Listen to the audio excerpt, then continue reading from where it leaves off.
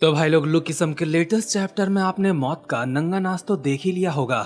Ginning और गीटे के पंगे सच में काफी ज्यादा खतरनाक थे, लेकिन एट लास्ट कसाई अपनी कुल्हाड़ी मामा जी के भी गाड़ देता है। अब जितना यहाँ पे जिन्यूंग पाक का इस हमले से खून बह रहा है उसको देख के तो यही लगता है कि जिन्यूंग निपट चुका है। मैं अब भी लगता है इसलिए बोल रहा हूँ क्योंकि मैं बिल्कुल नहीं चाहता वो मर जाए, लेकिन जिन्यूंग का बचना अब लगभग नामुमकिन है। लेकिन जिन्यूंग की जो फाइट चली गीटे किम के साथ वो काफी ज्यादा मस्त थी। इन दोनों की फाइट से हमें पता चलता है जिन्यूंग के पास भी उसका अपना खुद का पाथ है जो कि पूरा नहीं हुआ, और इनकम्प्लीट पाथ होने के बावजूद भी जिन्यूंग ने काफी खतरनाक टक्कर दी गीटे किम को। इसलिए हम ये कह सकते हैं जिन्यूंग अगर अपने प्राइम में होता और अपना पाथ कंप्लीट कर लेता तो वो बहुत खतरनाक इंसान बनता, जो कि वो बिना पाथ कंप्लीट करे भी बन ही गया। अब जिन लोगों को डाउट हो रहा है कि जिन्यूंग का पाथ एग्जैक्टली है क्या, उन्हें बता दूं मुझे ऐसा लगता है, जो कि मानवा में भी बताया गया है थोड़े घुमाए हुए शब्दों के साथ, कि जिन्यूंग दूसरों की कॉपी करी टेक्निक्स को अपना बना लेता है, यानी कि उन टेक्निक से खुद का एक नया वर्जन बनाता है अटैक्स का, जो कि कॉपी स्किल को उसके पीक तक लेके जाता है।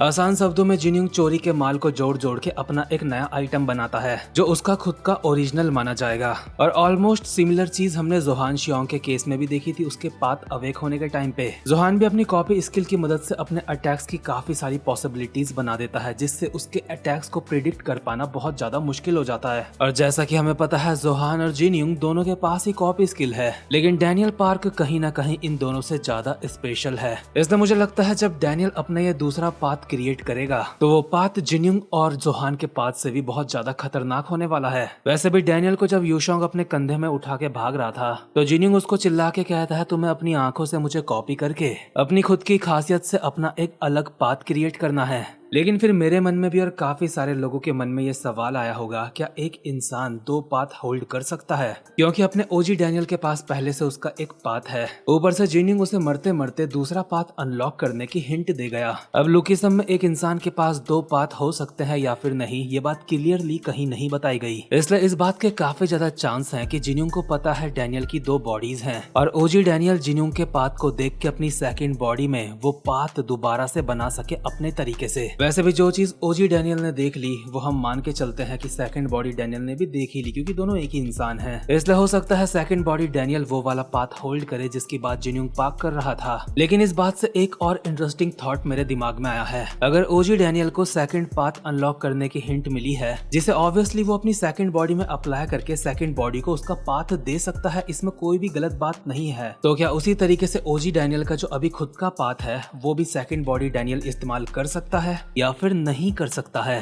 देखो ओजी डैनियल ने तो ये चीज सीख ली है कि अपने सारे सेंसेस को फोकस करके वो अपने दुश्मन के अटैक के पाथ को देख के उनसे बच सकता है और दुश्मन की कमजोरी देख के उनको मार भी सकता है। लेकिन सेकंड बॉडी डैनियल ये पाथ इस्तेमाल कर सकता है या फिर नहीं, इस बात के काफी ज्यादा चांस है कि वो कर पाएगा, क्योंकि उसके पास परफेक्ट बॉडी है। अगर डैनियल अपनी कल की पतली हुई बॉडी में, जो कि कुछ समय पहले ही फिट हुई है, उसमें अपने सेंसेस को फोकस कर सकता है, तो मुझे आप में से ही कोई जवाब दे दो वो अपनी परफेक्ट बॉडी में, जिसके अंदर सब कुछ परफेक्ट है, फोकस भी बहुत बढ़िया करके कर पाएगा वो, तो उसमें वो उस पाथ को इस्तेमाल क्यों नहीं कर सकता जो ओजी डैनियल करता है? अगर सेकंड बॉडी डैनियल ओजी डैनियल का पाथ इस्तेमाल कर लेता है और जिन्यूंग का वो वाला पाथ भी जिसकी वो हिंट दे रहा था, ऐसे में सेकंड बॉडी डैनियल दो पाथ इस्तेमाल कर पाएगा। लेकिन अब तक लुकिसम में दो पाथ इस्तेमाल करने वाला कोई भी बंदा हमें दिखाया नहीं गया। अब दो पाथ इस्तेमाल करे जा सकते हैं या फिर नहीं, ये तो हमें फ्यूचर में ही पता चलेगा। लेकिन एक बात तो पक्की है कि एक पाथ इस्तेमाल करने में ही किसी की भी हालत खराब हो जाती है, जैसे कि ओजी डैनियल के पास जो पाथ है वो उसको ही ज्यादा देर तक इस्तेमाल नहीं कर सकता,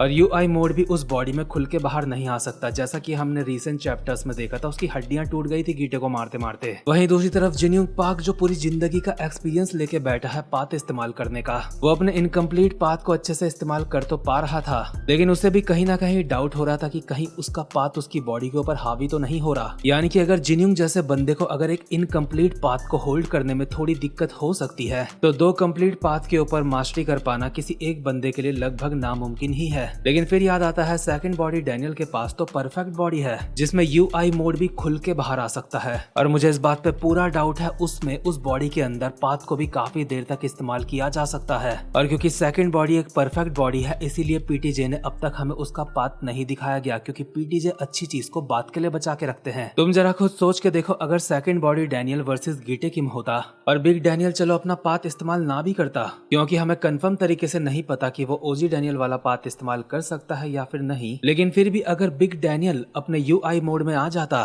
तो वो गीटे के चाहे कितने भी खतरनाक पंचेस और घुटने बजा देता, मुझे नहीं लगता कि उसकी हड्डी टूटती। लेकिन ये रीसेंट आर्क शायद गीटे का ऑरा प्लस करने के लिए ही बनाया गया है, इसलिए सेकंड बॉडी डैनियल की उसके साथ फाइट नहीं हुई। और अगर हो भी जाती तो बुशान आर्क की तरह सेकंड बॉडी डैनियल का यूआई बाहर नहीं आता गीटे के साथ फाइट करते वक्त। इन सारी बातों का मतलब क्लियर है, ओजी डैनियल का तो लेवल अप हो ही रहा है, साथ में सेकंड बॉडी डैनियल का भी लेवल अप होगा। लेकिन अब बात करते हैं कि जंगल में क्या मंगल होने वाला है। यूशोंग डैनियल और यूजिन को उठा के जंगल भाग गया है और शायद से मनी मन यूजिन और डैनियल को गाली भी दे रहा होगा कि साला मैं पहले से ही गले में चाकू खा के बैठा हूँ, ऊपर से कंधे में दोनों चढ़ गए, इनको भगा के लेके जाना पड़ रहा है। और ये मेरा छोटा भाई यूजिन, साले ने थोड़ा सा खून क्या दे दिया, इसलिए बोलने में शर्म भी नहीं आ रही है कि भैया हम दोनों को लेके भाग जाओ यहाँ से, साले देख तो ले गर्दन में चाकू पड़ा है उसके। वो तो यूशोंग ने सोचा होगा मन में, चलो कोई ना यार, छोटा भाई है, मरते मरते भी इसको लेके भाग जाऊंगा। लेकिन साला ये दूसरा क्यों चढ़ा है मेरे कंधे में, ये क्या लगता है मेरा। मतलब सच में ओजी डैनियल को उसके कंधे में बैठ के वो वाला फील आ रहा होगा जब एक जवान लौंडा घर में हराम की रोटियां तोड़ता है। उसको उसके पेरेंट्स बोलते नहीं है, लेकिन उसे अंदर से फील होता है कि ये बोलना तो चाहते हैं। उसी तरीके से क्या डैनियल को ये फील नहीं हो रहा होगा कि एक तो भाई जिसके कंधे में मैं चढ़ा हूँ उससे मेरी कोई दोस्ती यारी नहीं है, ऊपर से वो बंदा खुद बहुत ज्यादा जख्मी है, मरने की हालत में है,